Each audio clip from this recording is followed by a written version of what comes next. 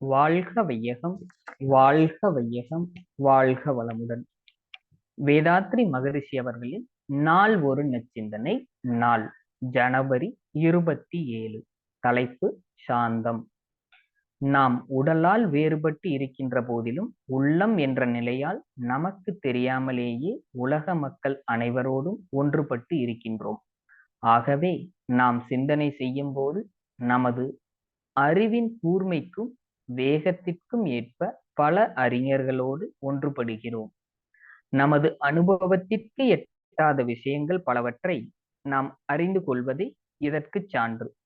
இதுபோன்று நாம் கோபம் அடையும் போதும் பல முரடர்களோடும் முட்டாள்களோடும் ஒன்றுபடுகிறோம். நாம் விரும்பாத, நாமே வெட்கப்படத்தக்க, நாமே வருந்தத்தக்க சில செயல்களை நாம் கோபத்தின் போது செய்து விடுவதே இதற்கு சான்று ஆகும். நம்மீதே நமது கோபத்தை அடக்கிக் கொள்ள நம்மால் முடியவில்லை எனில் பிறர் மீது எப்படி, ஏன் கோபம் கொள்ள வேண்டும் என்று ஒரு கேள்வியை எழுப்பிக் கொள்ள வேண்டும்.